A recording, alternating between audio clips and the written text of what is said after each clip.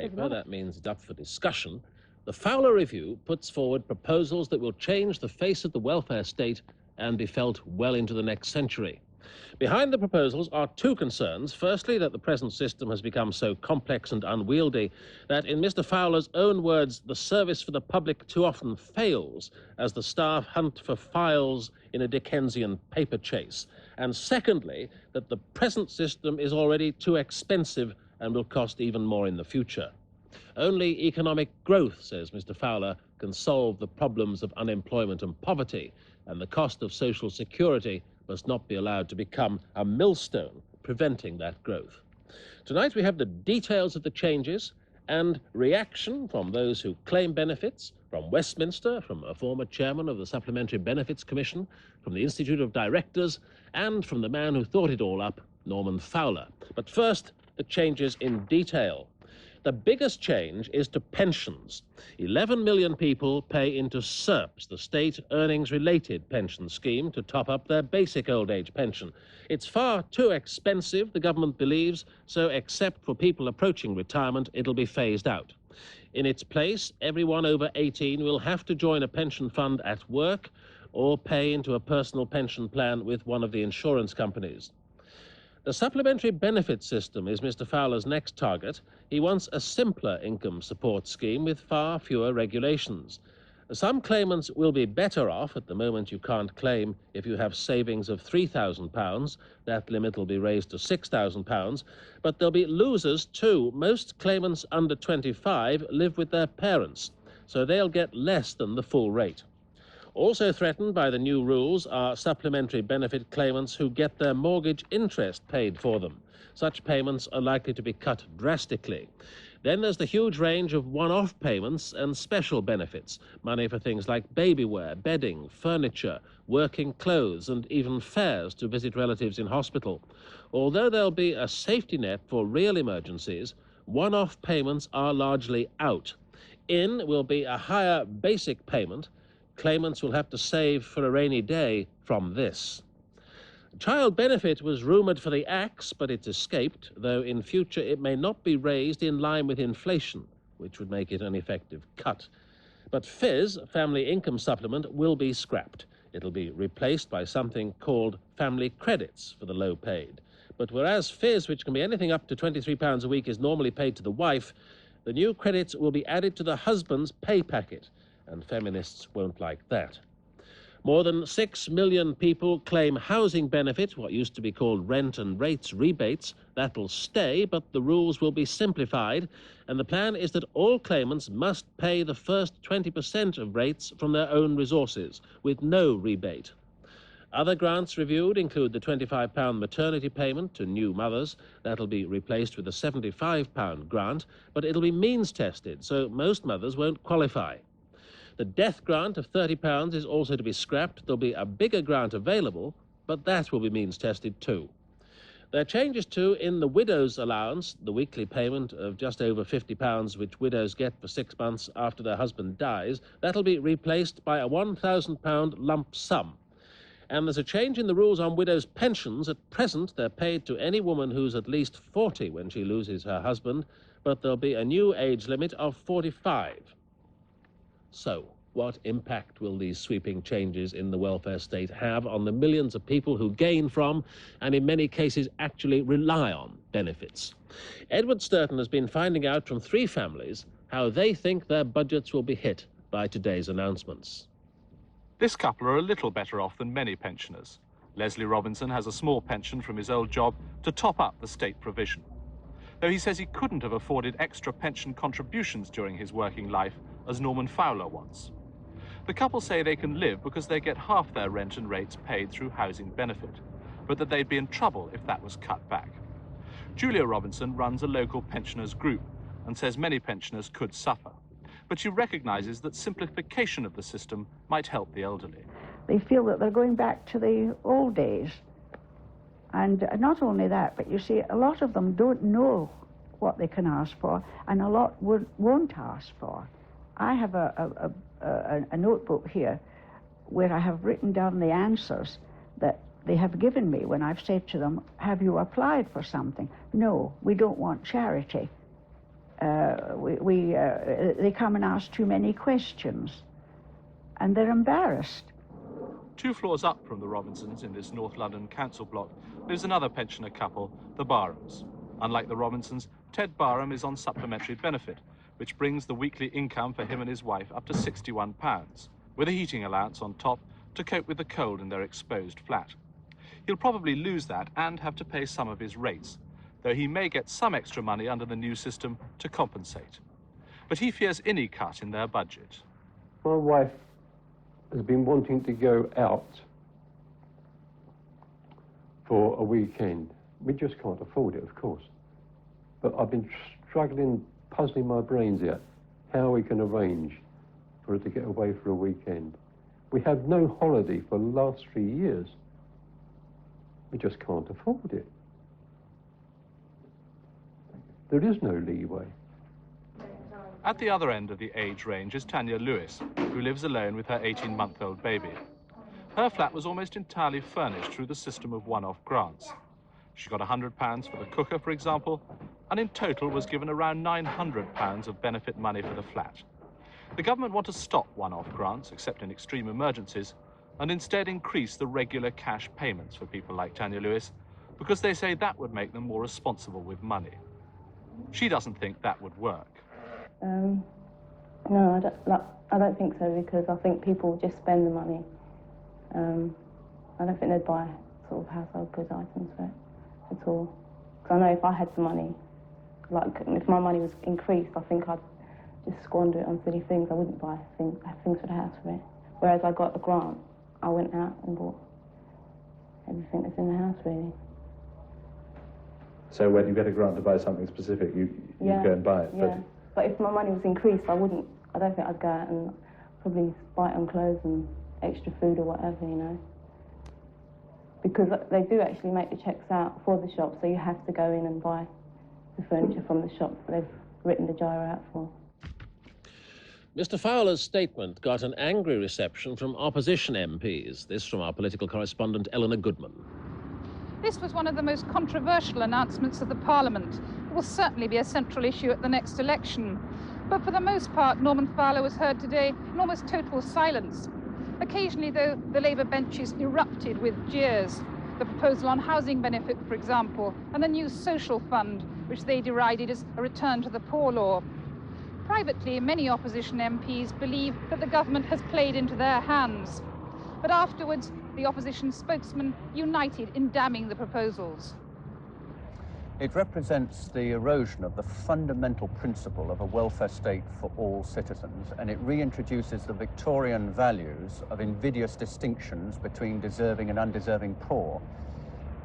If SERPs had been retained, it would have doubled the pension in the next 13 years. Abolish it, and you will leave 2 to 3 million people in poverty in retirement. Housing benefit is being cut back by £750 million for pensioners and unemployed families, which will push up their rents by £7 to £12 a week. The unemployed are going to be pushed onto the lowest tier of the new social income support scheme. They will have to pay 20% of their rates for the first time. They will lose single payments for clothing, furniture and heating. Families will lose child benefit being uprated. It will not be uprated in line with inflation and probably frozen. And for the elderly, the abolition of the death grant means the reintroduction again in this country of something like a pauper funeral unless families are prepared to apply for a means-tested grant. It is a black day for the people of this country. I think the overall response is that we couldn't support his proposals on pensions because they do nothing for the needs of the urgent needs of the pensioners who are about now. We would only support an abolition of the state earnings related scheme if it involved a substantial increase in the basic pension now. And on the other aspects of the announcement this afternoon, I think that there is a real danger that if these green paper proposals are implemented as they stand, we will move away from a welfare system that applies to everybody and get more towards a system that's exclusively for the poor, and that would be a bad thing. Well, I think our lobbying has been very successful because the package as it now emerges seems to be not only very skillful and very comprehensive, but one which from a political point of view is likely to be considerably less damaging than some of the suggested packages that we read about a few weeks ago. There's no doubt many of the proposals are sensible and honest. If we can get over one or two difficulties, particularly in relation to housing benefit, which affects those pensioners who have got more than the basic pension, but who've got some form of other income which has been undermined in its purchasing value. We get over those problems, I think the country will understand what the government is doing. After the break, two very different views of the planned social security reforms. The man at the centre of it all, the Social Services Secretary, Norman Fowler, will be here with us too.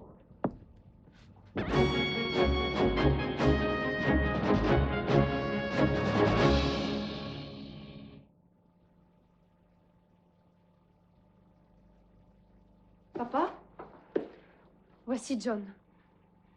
How do you do? Enchanté. Évidemment, ce garçon a pas l'air mal, mais enfin, c'est tout de même dommage que ce soit un Anglais. Enfin, ma petite fille, c'est pas pour ça qu'on t'a envoyé faire tes études en Angleterre, non? He likes you. Oh, qu'est-ce que veut dire ta mère quand elle va apprendre tout ça? Tu sais qu'elle avait d'autres vues sur toi, d'autres idées? For you, sir. Oh, le piador. Oh, quelle bonne idée, mon garçon. Venez, je vais vous présenter à ma femme. I knew you would persuade him. Very good. Les Français adorent le piador.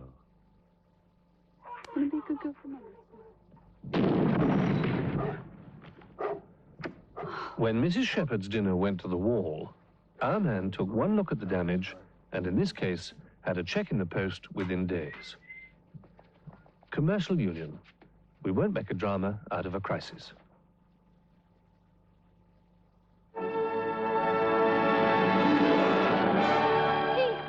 Kathy. What is it? His old set's playing up. He bought it years ago. He can't afford to change it. Is renting a better idea than Heathcliff? With radio rentals, yes. If one wants to stay abreast of new ideas like teletext and supersound, one simply changes one's set. Kathy. Not now, darling. I've got a terrible headache. Radio rentals. You'll be glued to our sets, not stuck with them.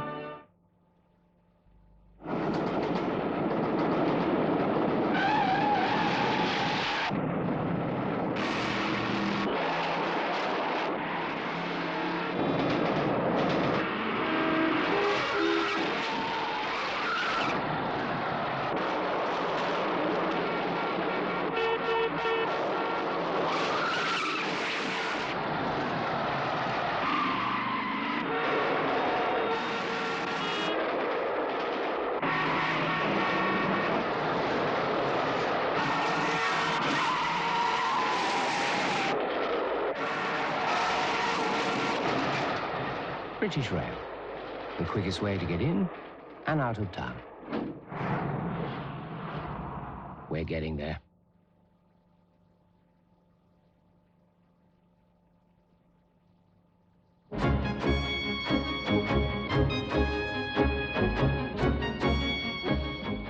The proposals announced by Mr. Fowler this afternoon are by no means final. He's invited comments on them, and those comments will help shape a white paper later this year. The final changes won't come into effect until April 1987. It's clear that the proposals are going to fuel an already intense debate about the shape and function of the social security system. To give some idea of the wide range of that debate, Channel 4 News asked two people with expert knowledge of the system to give us their viewpoints. We supplied them with help to produce two film reports. The views and the treatments are their own. Sir John Hoskins of the Institute of Directors used to head Mrs. Thatcher's policy unit. David Donison, a former chairman of the Supplementary Benefits Commission, is now an academic at Glasgow University, specialising in social and political policy. First, Sir John Hoskins, a leading critic of the present social security system. Britain's welfare state is at one and the same time our proudest achievement and our biggest man-made disaster. The impossible dream of universal provision is gradually becoming a nightmare. The welfare state costs the taxpayer £40,000 million a year, and the cost is rising, despite the attempts of successive governments to control it. The present system requires 80,000 civil servants. It is based on a blank check commitment to pay, in many cases without evidence of need. It has become too complicated to understand. Officials and claimants struggle with hundreds of leaflets explaining the system, from babies to hospitals to prescriptions to pensions. Ultimately, it is business and industry and those they employ that pay for the welfare state. But the higher the tax burden on business, the less likely it is to be able to compete and grow. That means fewer jobs and more widespread poverty. So, the greater the claims on welfare, and the weaker the business which must pay for it all. It becomes a vicious circle from which there is no escape. But are Britain's problems any different from those of other Western economies? I asked Sir Douglas Haig, the chairman of the Economic and Social Research Council. I think we have a problem compared with North America and Western Europe because we're poorer than they are. If you're trying to spend the same amount on welfare out of a smaller income, then obviously you're spending a bigger proportion. And one doesn't want to divert too many resources away from producing exports and goods that can be sold at home into the welfare system, which, while desirable and necessary, doesn't actually produce wealth. As the result of much intensive study into questions of social security, Sir William Beveridge is the recognized authority on present-day and post-war problems. The report proposes, first, an all-in scheme of social insurance, providing for all citizens and their families all the cash benefits needed for security. It preserves... 40 years ago, Beveridge's report founded the welfare state. It introduced national assistance only as a temporary measure to relieve poverty. In 1948, national assistance cost the country £62 million. By 1983, the cost of its successor, supplementary benefit, had reached £6,300 million, 10 times as much after allowing for inflation. In 1948, national assistance covered 1.5 million people, 1 in 33 of the population. Today, supplementary benefit covers 7 million people, or 1 in 8. But that's only part of the story. Between 20 and 30 million people, about half the population, now receive benefits. There are two kinds of universal benefit paid automatically. Child benefit, the weekly family allowance for every child under the age of 16, no matter how well off the parents might be, and the state earnings-related pension scheme known as SERPS, which aims to index state pensions to earnings, but leaves future generations to pick up the bill. The Institute for Fiscal Studies was the first research organization to warn of the dangers of this scheme. I asked its director, John Kay, to explain. The objection's really the cost, that what we're doing is we're paying for pensions today by promising that our children will pay us much more generous pensions than we're willing to pay to our parents. And the trouble is that these costs really come home to roost early next century, at the same time as the proportion of pensioners in the population starts to increase very rapidly. So we get these double effects on the total pension bill. What sort of numbers are we really talking about? We're talking about adding 70 to 80% to the current pension bill. That's between 10 and 15 billion pounds at current prices, 10 points on the standard rate of income tax. Somehow, we have to transform the present welfare shambles into a system that gives real help to people in real need. The physically and mentally ill, the chronically sick, the blind, the disabled. We've been working on this problem for the last year and a half, and we've made some specific proposals. Our first proposal is an integrated tax and benefit system. The Inland Revenue, with its new range of computers, now has the technology to implement a scheme that was first proposed almost 15 years ago, but was then technically impossible. Instead of having different departments, the Inland Revenue, the Department of Health and Social Security, the Department of Employment, and the Town Hall, all collecting and distributing different sums of money for different purposes, the benefits would be combined. The individual would receive a single cash payment with complete freedom to decide how best to spend it. He would not have to face long queues. The same computer would be able to check the individual circumstances and work out his entitlements, avoiding the stigma of a means test. Our second proposal is that child benefit should be replaced by a two-tier system introducing a child tax allowance. This would mean that many low-income families would pay no tax. For example, at present, a married man with 4 children pays tax on income over £66 a week.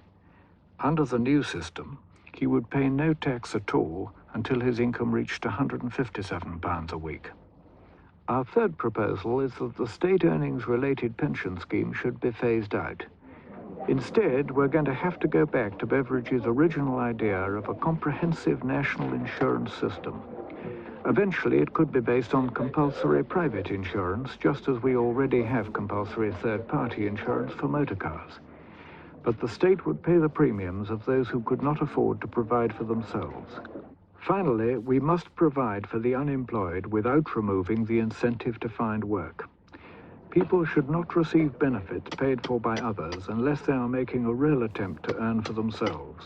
The community program, where unemployed people work on projects like this canal renovation, could be expanded to offer public work to anyone without a job. Norman Fowler's reviews can't do everything at once, but proposals on these lines could begin to give us a welfare system that does the things Beveridge originally called for and the whole country supported. This is one area in which we simply have to achieve a new consensus. The long-run consequences of doing nothing could, in the end, be catastrophic. Despite all the wild talk, I doubt if any politician really wants to dismantle the welfare state. Certainly, I've never met anyone running a business who wants that. But if we don't tackle the problem now, the welfare state will begin, very slowly, to dismantle itself. Well, as you might expect, David Donison, the former chairman of the Supplementary Benefits Commission, sees the Fowler Review rather differently. He says the poor are carrying the can for Britain's economic problems. This is Mrs. Thatcher's Britain. Derelict factories. These are in Glasgow, but you can see the same thing in all our big cities. And in the centre of town, empty offices. She told us there was no alternative. That was what Mrs. Thatcher was saying 6 years ago when I was chairman of the Supplementary Benefits Commission, which supervised the supplementary benefits scheme in those days. She's still saying it. It wasn't true then, and it isn't true today. The only thing that's changed here on Glasgow's Easterhouse estate is that the queues of people claiming benefit are 3 times as long, and people all over the country know that the government's economic policies are not working. There are now whole streets in estates like this where no one is working. Over 2,000 jobs were lost when this factory closed. No wonder the welfare state is costing more. This is the supplementary benefits section of the Social Security Office in Easterhouse, one of Scotland's biggest. I was last here in 1979. Since then, this bank of filing cabinets has grown enormously. The people whose names are in it are pensioners, sick or disabled, one-parent families, but half of them now are out of work. It's people like these who will have to bear the cuts in supplementary benefits, child benefits, and housing benefits. This attack on the welfare state focuses on the rising cost of social security, up by 72% to over £30 billion a year during the past decade. Evidence, so the critics, that welfare costs are out of control. A closer look at the figures tells a rather different story. 35% of the increase was due to rising unemployment, 17% to the increasing numbers of pensioners, and another 17% to child benefit, but that was mostly due to a bookkeeping exercise which changed the method of payment by switching money from the tax accounts to the Social Security budget. In other words, more than 2/3 of the increase is due to factors that will not recur. Unemployment should go down. Pensioners Contrary to what we have been told, are not increasing in numbers. There'll be marginally fewer by the end of the century. And there will be only slightly more children for the working population to support. In short, there is no need to panic about the cost of social security. Don't let them tell you we're a poor country. There's lots of money in Britain, and the people with good jobs are doing well. The richest of all, very well indeed. The top 100 directors gave themselves an average increase in pay of 25% last year, nearly 4 times the national average. Meanwhile, their supplementary benefits, the tax reliefs which support their pensions, the houses they buy, the cars their firms provide, are burgeoning. The supplementary, you can claim an additional allowance for laundrette costs. And if they take away that payment, it means that, like myself, I've got 2 bedwetters. I'm losing about £6 a week, which means that I'm going to be left with, I'm going to have to pay that laundry cost. It's just either they've been getting 2 pairs of shoes, they'll get 1, if they're lucky. People were known to queue at Loch End Post Office at 6 o'clock on Monday morning of this week. Yes, for 9 o'clock opening. You can see queues of upwards from 500 waiting for it. And it means that kids have left their houses without an adequate breakfast, which is just down to inadequate facilities, i.e. the post office, social security help in the area. These kids have got to go to school without a breakfast in them, without even a cup of tea in some cases, because they're already below the breadline as it is. There are a lot of jumble cells in this area and other areas, and that's where a lot of people with young kids buy their clothes. There are going to be a lot of people going without. They're going to be back to the days where kids went to school in their bare feet. A lot of people whose health is not good, they rely on the additional requirements they get every week. Heating allowances, help with laundry, help with extra baths for certain illnesses, all this kind of thing. And the idea is that these are all going to be cancelled out. You're not going to get it. And up to now, there are people maybe with 1 or 2 kids. That's going to mean a cut of anything from £10 to £15 per week in one family's income. And I don't know any families in this area that can afford that. Professor Richard Scase knows we don't have to accept these hardships. Many countries do far better. I asked him about Sweden, where unemployment rates are 1/5 of our own. The welfare state in Sweden is absolutely central to their whole economic policy. The Swedish economy, by comparison with other countries in Europe, has been very successful. It's been very successful. Their companies have been successful in world markets, in competing. And this is because of a recognition by industrialists in Sweden that you must have a flourishing public sector to encourage a healthy and vigorous private sector.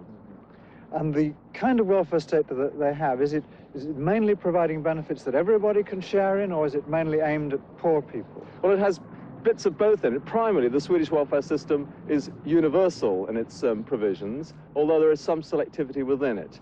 And this is a reflection of an assumption by all politicians in Sweden that you must have social consensus for healthy economic development. There's precious little social consensus here. We are squandering the courage, the skills and talents of our own young people.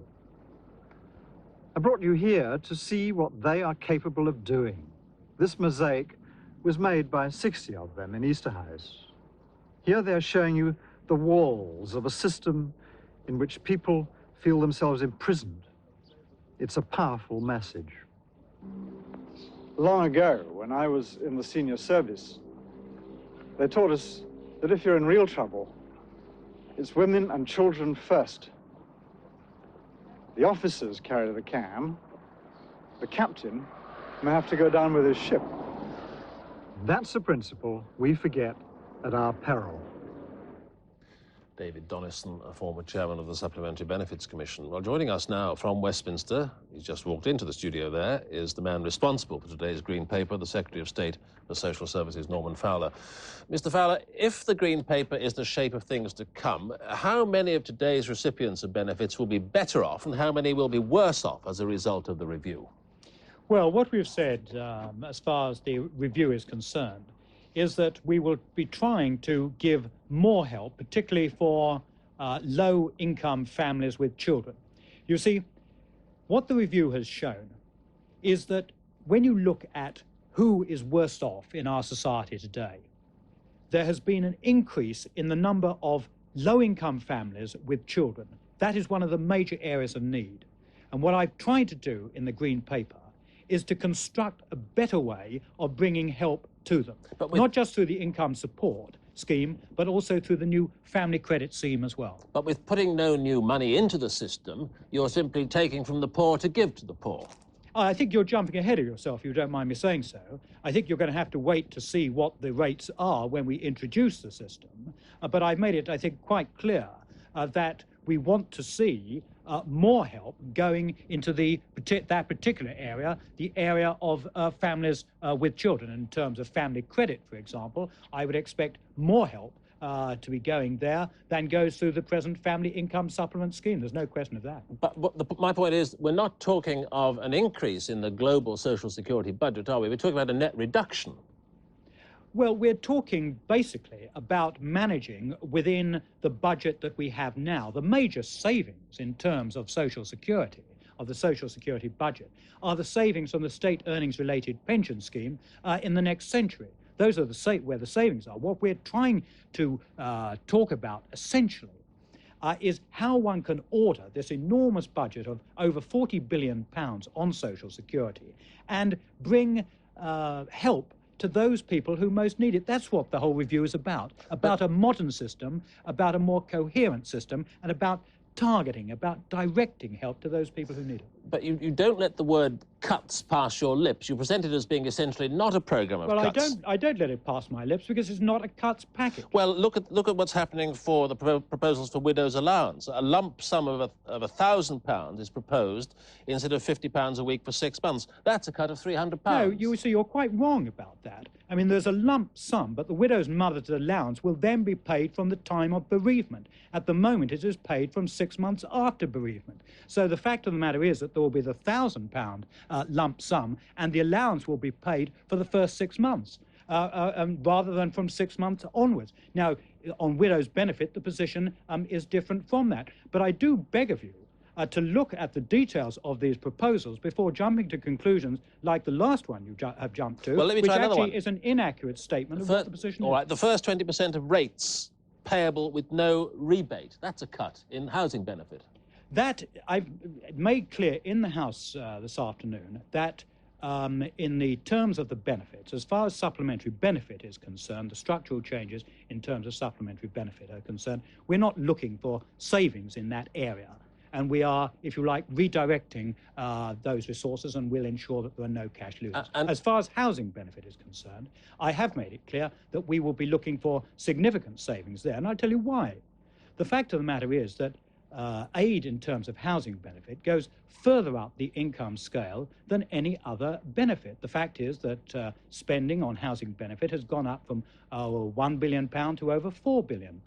So clearly we will be looking for savings in the housing benefit area. But against that, you always have to take into account, I hope you will take into account, the fact that we're also trying to bring more help, not less help, more help to families with children who are defined not only by us, but I think by many other people as those people who are most in need. On this point of simplification, can you guarantee that someone who receives a number of different benefits now will be no worse off when he or she is entitled only to the simplified benefit? Well, that will certainly be the aim in terms of income support, and I think that's the benefit that you're referring to, because what we'll want to do is to put the additional payments which are made now into the new income support scheme, and to give premiums for, shall we say, pensioners, disabled people, children, but also a family premium as well. So the whole aim there is to redirect the sources, to redirect them better. The aim is not to cut in terms of the structure of supplementary benefit. Can I put this final point to you? Is not the real reason for this review to stop the march of what I've heard the Americans call entitlement programs, the increasing slice of the national cake which goes out on social benefits and over which governments have increasingly little control? No, it's not in the way that you have put it. It is certainly to look ahead and see what debts we are raising for the future, and that explains the action I'm taking on the state earnings-related pension scheme for the next century. That, I think, any responsible government must do. But fundamentally, what this is about is to look at the social security system, a system which I think everyone is agreed needs reform, to look at it for the first time for 40 years in an overall way, and to see how it can be reformed sensibly and at the same time bring help to those people who are most in need. It is about the structure of social security and improving that structure. Norman Fowler, thank you very much for talking to us.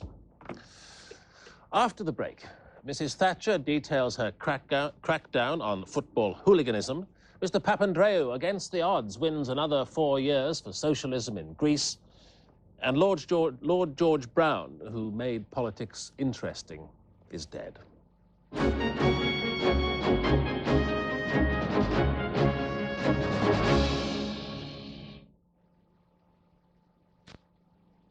This champagne flute is really cute. It's just the one for having fun. They match the rest, so just come to Esso for making whoopee. Esso champagne flute is yours for 3 vouchers. 1 voucher for every £5 of petrol or diesel you buy. Where you see this sign.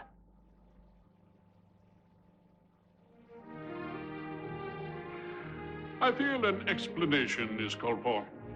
As you know, Lloyds Bank has always stood for tradition and service. But lately, they've been completely carried away with new ideas. Look at this. A lobby service which allows you to wander into the bank and withdraw money even on Sundays. Why Lloyd's customers can't stand out in the rain like everyone else, I don't know. Then there's the cash flow account. Save a regular amount, it allows you to borrow as much as £5,000 simply by writing a cheque. But to cap it all, Lloyds can now give you a mortgage. They'll be selling a house for you next. Yes? The only bank with its own chain of estate agents. Apparently Lloyds can sell your house for you. I trust the Black Horse is still in the commercials. Thank goodness for that. Lloyds, a thoroughbred amongst banks.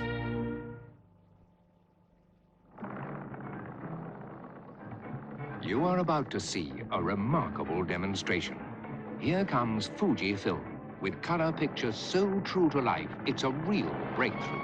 Fuji HR films. Fuji's advanced technology has developed ultra-thin color layers. The thinner the layers, the sharper the picture and the truer the color. Fuji high-resolution film sails through with flying colors. Fuji, 35mm disc and 110.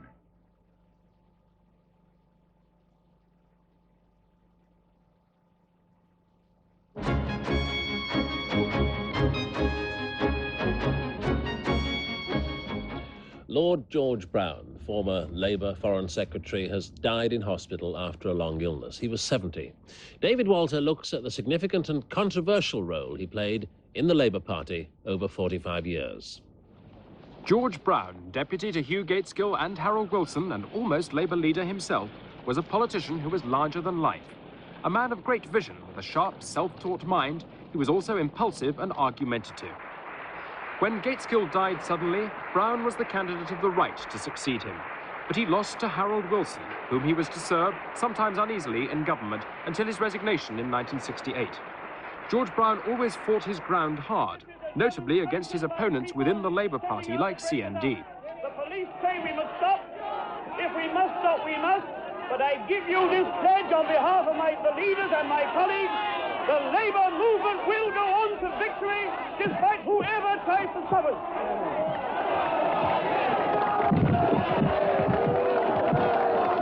A Labour meeting broken up. Who are these? His lifestyle didn't change when he reached high office. He was sometimes the worse for drink in public, and his exploits often featured in the gossip columns. As Foreign Secretary, he was a sensation on the dance floor, but a worry to the mandarins. But he could work hard for his causes too. The National Plan when he was Economics Minister, joining the EEC when he was Foreign Secretary, though both led to quarrels with colleagues. He was on the front pages again when he fell down the day he resigned from the Labour Party. he later supported the Social Democrats. His former cabinet colleagues had mixed feelings about his qualities. This extraordinary energy, his imagination, his drive and his courage.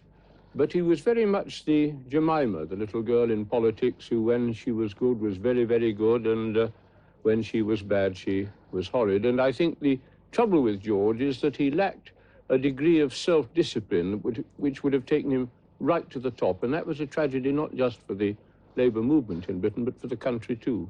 He had outstanding intellectual ability.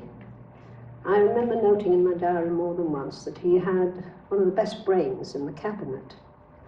But he was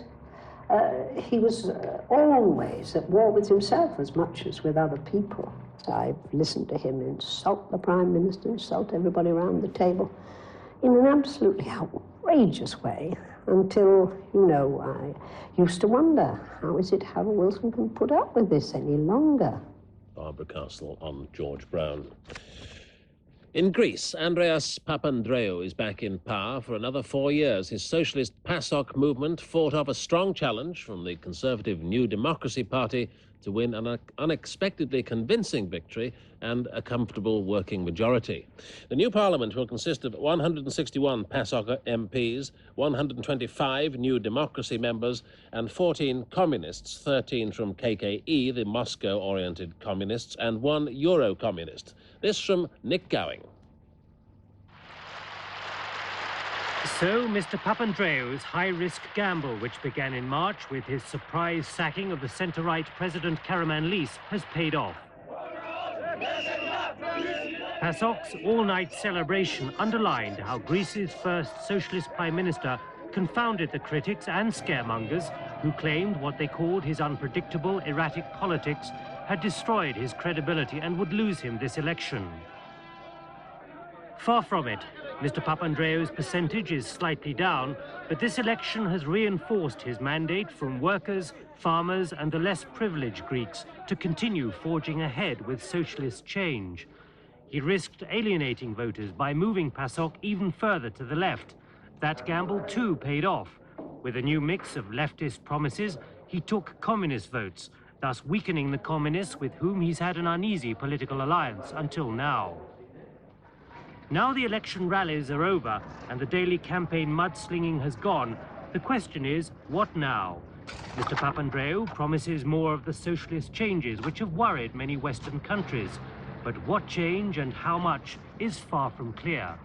The new government here faces enormous economic problems, which independent analysts say should be solved with a major program of austerity. The inflation rate is over 16%. The unemployment rate is over 10%. There's almost no investment here anymore.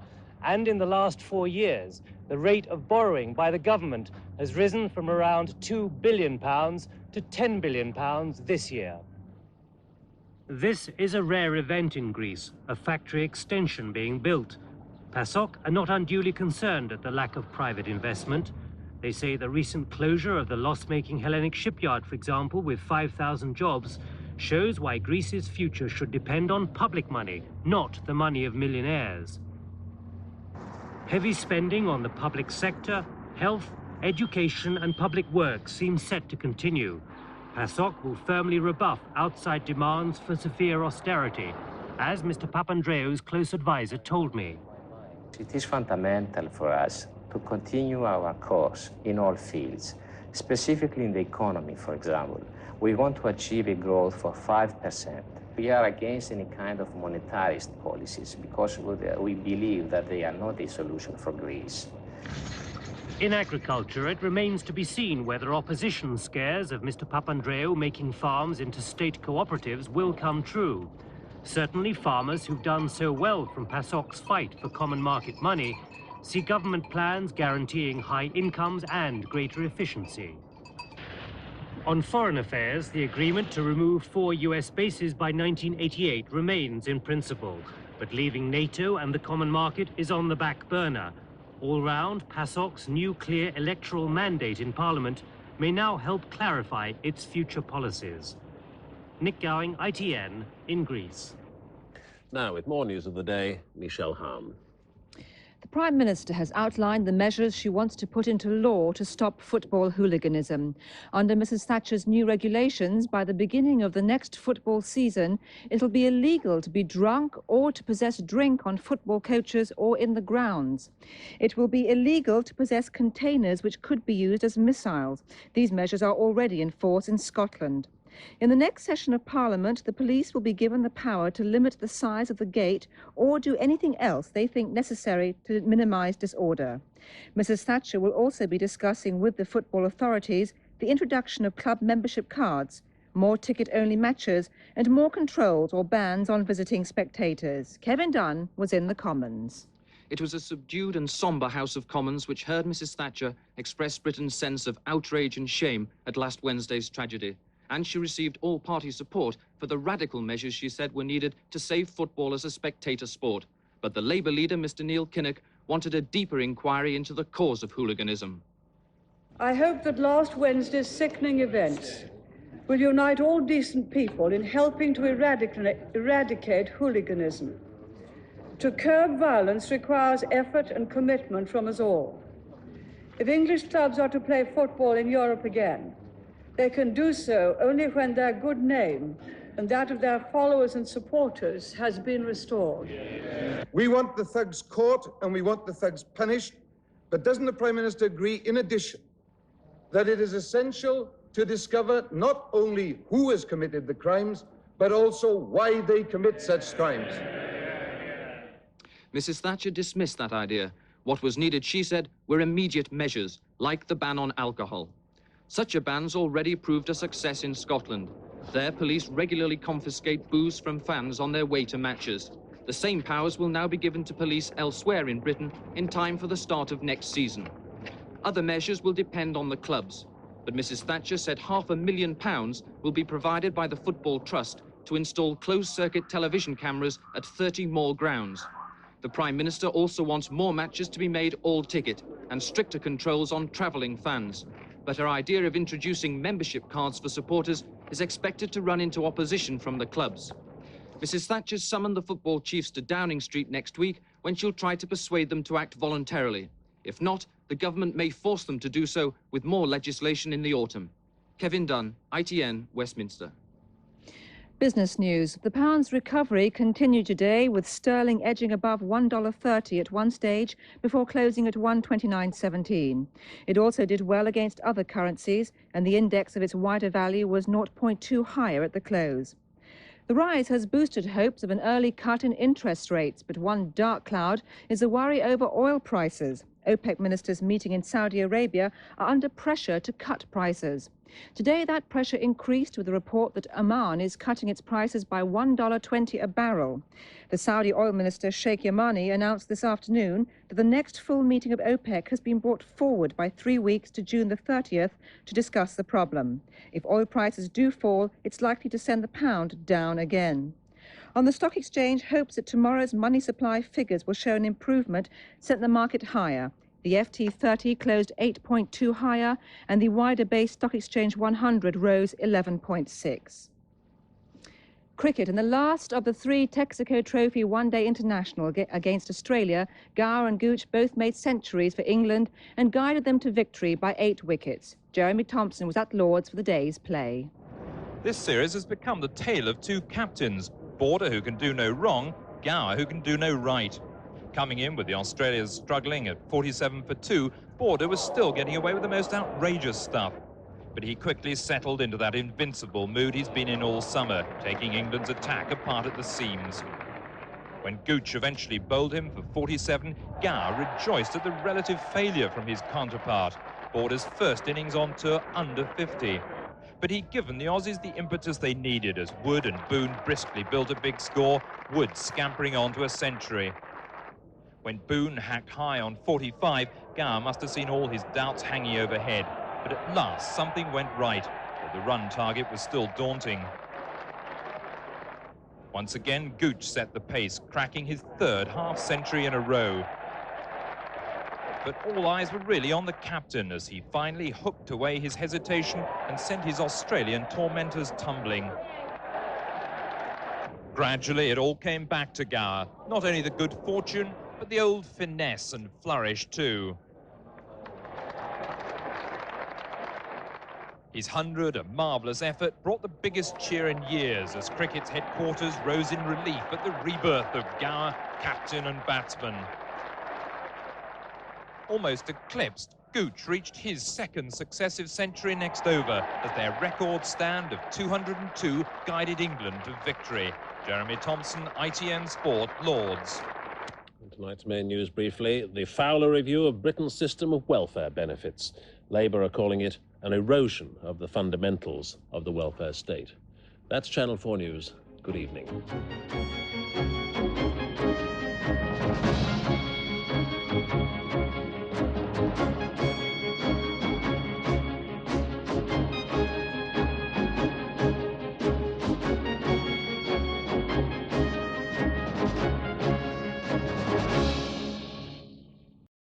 August 1983, after the football match between Borussia Dortmund and Hamburg HSV, he's said to have attacked this Turkish cultural center in Dortmund. Siegfried Borchardt is alleged to have smashed windows, supported by the chants of his extremist fans, chants such as "Blood, blood must flow." But this wasn't the first attack by the Borussenfront. The Borchardt in Dortmund, the home of Borussia Dortmund, which holds a proud place in football history. Here, once, fans would celebrate their team Borussia. It was a family affair. Unemployment changed all that. The fans, mostly steel workers, stopped going. The extremist hit squads moved in. More and more frequently, fighting would break out. The Borussenfront would pick fights with Turkish guest workers. Siegfried Borchardt was always the leader. For that, he'd already received one prison sentence for inflicting injury and grievous bodily harm. Everywhere that he and his supporters went, there were brawls. They would enter the stadium waving flags with swastikas and begin fighting with the spectators and fans of other clubs. Every time, the police had to intervene to stop further trouble. In their publication, the Borussenfront Journal, adorned with SS emblems, there are proud reports of the fighting. And this fan club has long developed links with other neo-Nazi organizations. Siegfried Borchardt, here on the right, and his hit squads support the neo-Nazi NPD. They're the ideal foundations on which the far-right ideologists can build. A backyard in Dortmund. This is the headquarters of the far-right FAP, the Free German Workers' Party. Siegfried Borchardt was a candidate for the FAP in the North Rhine-Westphalian regional elections last May. For this party, Adolf Hitler is still the guiding light. His policy is the only right one.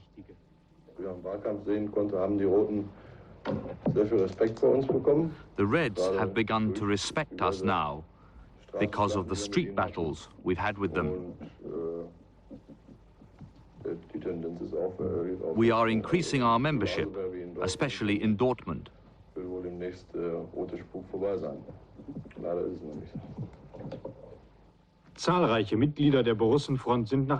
authorities know that many members of the Borussenfront have joined the FAP, and it's also known that the Borussenfront has contacts with the British fascist organisation, the National Front.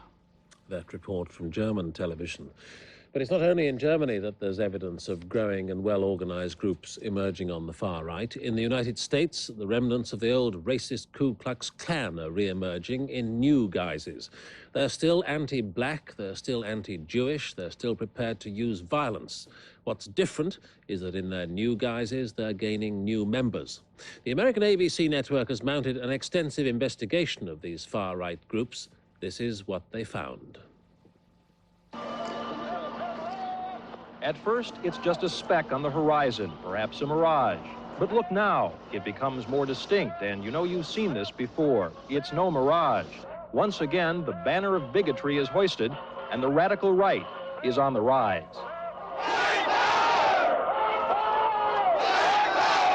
April 1985, the White Patriot Party, formerly the Carolina Knights of the Ku Klux Klan, parades through the streets of Siler City, North Carolina, marching off to war, a race war. I want to die a warrior's death, a white warrior's death, working for my people, dying for my people, dying for my children. June 1983, Police sift through the smoldering ruins of an Arkansas farmhouse. Here, they've cornered and killed fugitive Gordon Kahl, but only after he's murdered 3 of them. To his friends in the Posse Comitatus, an anti-tax paramilitary group, Gordon Kahl has died a martyr to the cause. I've stood before with a rifle, and it won't bother me to stand again. They stood at Bunker Hill and Concord and Lexington, and maybe that's what we need in this country again. December 1984, another firefight, this one on Whidbey Island, Washington, ends the life of Robert Matthews, mastermind of the terrorist group The Order and architect of its string of robbery, arson, and murder. Matthews dies a hero in the eyes of his mentor, the head of the neo-Nazi group Aryan Nations. If we are faced with extinction, we have a right to do whatever we can do to preserve ourselves. Including violence. Including violence, why certainly. March 1985. After a 4-day standoff, the FBI enters the Ozark Mountain camp of the Covenant Sword and Arm of the Lord, a pseudo-religious survivalist group. Searchers find a huge arsenal of weapons. They also find 4 fugitive members of the order. Call them neo-Nazis, call them Klansmen, call them tax rebels or constitutionalists or religious patriots. They're all part of a sudden resurgence of the extreme right, and now many of them are linked by something called the identity movement. Here in the little town of Harrison, the identity movement celebrated Memorial Day weekend as a memorial to hate. Hatred only towards those who don't want us to love. To Tom Robb, host of the identity gathering, that means those who oppose their celebration of white supremacy. Christian identity is a theology of love. We love our children. We love our heritage. We love this flag. We love the culture of our people. We want to preserve those things. Hate is love and love is hate in this weird marriage of racism and religion, now linking a wide range of radical right-wingers. They are a brotherhood of bigots, looking to pass the torch to a new generation, putting out the call. Why don't you join, Whitey? What's your excuse? The niggers join black organizations. Why can't you join our white one? Wake up, white people. Call us now for free literature about our white patriot party. If that name doesn't ring a bell, try Carolina Knights of the Ku Klux Klan. That's what they were until recently, when they got rid of the sheets, put on military garb, and became political patriots. With some 1,600 members and a much larger mailing list, this is the fastest growing Klan group in America. I can remember 5, 8, and 10 years ago when I could hardly find anybody who would agree with me as far as the Jews are concerned. And now, everywhere I go, people are agreeing with me that the Jews do, in fact, control this country. Before he was a white patriot or Klansman, Glenn Miller, a one-time Green Beret, was a leader of the neo-Nazi National States Rights Party. Tom Metzger was Grand Dragon of the California Klan. 6 years ago, he was running through the streets of San Diego. 4 years ago, he was running for Congress, losing, but getting 46,000 votes.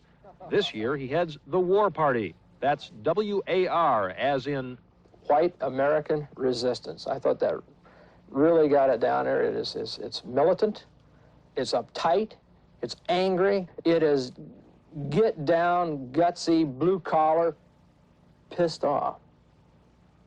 That's what war is. All of this part of a new visibility for the so-called invisible empire of the Klan. New names and symbols aimed at a broader base of support. It's needed. Nationwide, Klan membership has dwindled from about 11,000 in 1981 to just over 6,000 today. Surprisingly, this has come as America has turned to the right, but the extreme right says it hasn't turned far enough. Blood, blood. The founding fathers shed their blood to give you this country, and if you want to hold on to it, you're going to have to shed some of yours. Louis Beam, former head of the Texas branch of the Ku Klux Klan, has played a key role in linking that organization to the Aryan Nations. I seek to unify every white man who has a white heart. With about 500 members, Richard Butler's Aryan Nations is heavily recruiting in prisons, and its Idaho compound hosts annual hate conventions. Aryan Nations also spawned the group The Order and the year-long crime spree the FBI shut down just this year. Among the FBI's concerns, the Covenant Sword and Arm of the Lord, which the Bureau raided last month. And sources tell ABC News that's but one of at least 14 similar paramilitary training sites across the U.S. Among them, Prescott, Arizona, training ground for the Arizona Patriots. They're coming here. And, brother, it may be sooner than all of us realize. Ty Hardin fought the bad guys in films like PT 109. Now he's arming to fight the Red Menace. I'm asking you and everybody else out there, are we not facing a fact that we're going to have blood in our streets? To date, 10 states have passed laws against paramilitary training. 29 have laws against religious and racial harassment, and Congress is considering similar legislation. The radical right can't be judged by numbers alone. They are perhaps 10,000 and shrinking, but their dwindling size has already pushed some to acts of desperation. So they can't be ignored, these angry men with deadly weapons and hatred burning within. Judd Rose, ABC News, Harrison, Arkansas. One of the best boxers ever to come out of Ireland, Barry McGuigan, has arrived in London for his first attempt at the world featherweight title. When he meets the reigning champion, the Panamanian Eusebio Pedrosa, at Queen's Park Rangers football ground on Saturday night, he'll carry with him the hopes of many thousands of Irishmen from both sides of the border and from both sides of the sectarian divide. And as Michael Crick reports, McGuigan has, in becoming a sporting hero, also become a figure of reconciliation. Early every morning for the last month, Barry McGuigan has been pounding the pavements around the Northern Ireland seaside town of Bangor, training for the biggest fight of his career, and one of the biggest fights in Irish history. 24-year-old McGuigan is reckoned to be Ireland's best boxer for many years. This knockout of Rudin Harasme is one of 24 professional fights he's won out of 25. Boxing in Belfast's King's Hall is one of Northern Ireland's great sporting traditions, with great names such as Rinty Monaghan, seen here becoming undisputed world flyweight champion in 1948. In Ulster, where fighting of one kind divides the communities, fighting of another kind, boxing, can sometimes unite them. Right down the years, and boxing has been a sport which has united everyone, right from the days of Rinty Monaghan when he won the world title, beat Jackie Patterson. It is a sport which has brought enjoyment to the Irish people, both north and south, a sport which has given Irish people an identity. Barry McGuigan was born in Clonus in County Monaghan, 2 miles inside the Irish Republic, where it's been carnival time for several weeks now. Banners decorate nearly every business, even the local Garda urging Barry McGuigan on. McGuigan's parents in their grocer's store have welcomed a constant stream of visitors. But amid the decorations flies a dove of peace, a sign of McGuigan's personal mission. Back in troubled Belfast, as he passes the army checkpoint to his gym every day, McGuigan has been aware of the responsibility he has in this country divided by religion, politics and the border. As an amateur, McGuigan represented Northern Ireland at the Commonwealth Games, and then the Irish Republic in the Olympics. But as a professional, he's taken British nationality by virtue of the fact that his father is originally from the north. And if that's not complicated enough, McGuigan crosses the religious divide too. He is a Catholic, while his wife Sandra, also from the south, is a Protestant. Religion doesn't mean anything to me, absolutely nothing. My wife's a Protestant, I'm a Catholic. Half of me mates, best mates are Protestants, half of them are Catholics. I mean, it makes no difference to me. It doesn't matter if he's coloured or if he's Chinese. It doesn't make any difference as long as he's a nice guy. McGuigan fans unfurling their banner in Belfast yesterday evening agreed such differences are unimportant. You go to King's Hall, they're all shouting and screaming for him, and his wife's a Protestant, you know, so Catholics don't mind him being married to a Protestant, because really at the end of the day, it doesn't matter here, you know. I mean, you go to one of his boxing matches, he's supported enormously, sometimes by, of course, the most prejudiced people. I mean, quite often it's those who would go to boxing matches who would be the most Protestant or the most Catholic, the most Unionist or the most nationalist. And Barry brings them all together, and I think that he's very articulate as well. He has a bit of a mission besides his boxing, and that must be good for Northern Ireland. North and South, sport often acts as a unifying force in Ireland. The green-shirted players of the Irish Championship-winning rugby team come from both sides of the border, along with their delighted supporters. And Catholics and Protestants alike celebrated Dennis Taylor's triumph in the World Snooker Championship 5 weeks ago. Soon after his victory, Taylor, a Northern Catholic, took part in an exhibition match against amateurs at the Shankill Leisure Centre, in the heart of loyalist Belfast.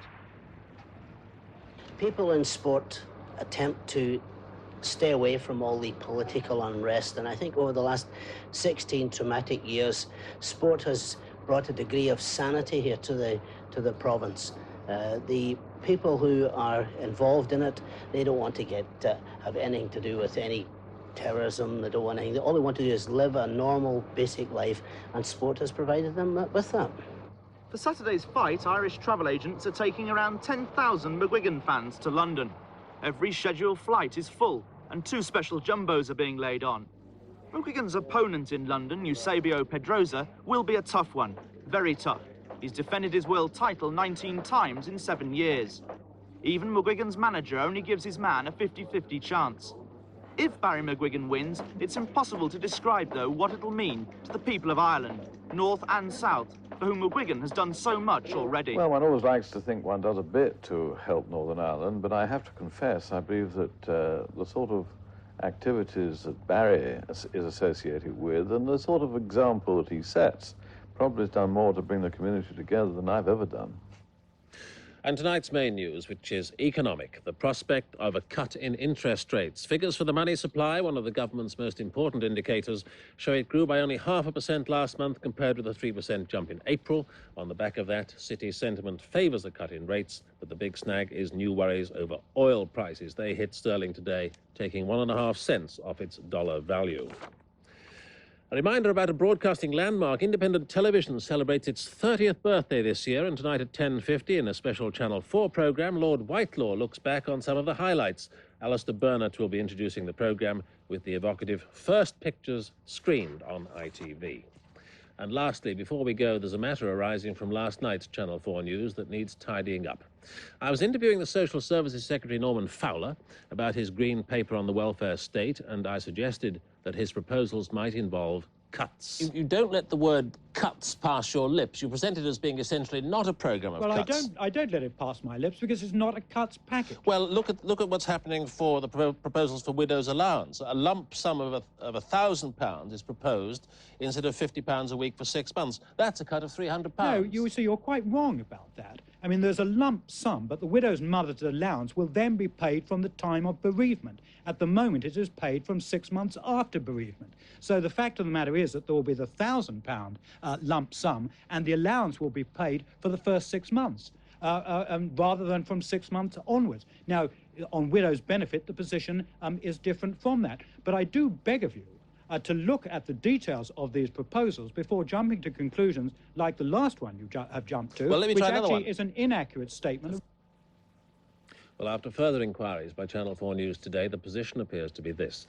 The Green Paper proposes all widows will get a lump sum of £1,000 as soon as their husband dies. Widows with dependent children will also get a weekly widowed mother's allowance, and widows over 45 will get a weekly pension. The department says those 2 categories of widow will be better off. However, widows who are under 45 or don't have dependent children will get no allowance or pension. They'll just get the £1,000 lump sum, and that replaces an allowance currently worth more than £1,300. So those particular widows would be worse off. There will be cuts for some widows. We thought you'd like to know that. That's Channel 4 News. Good evening.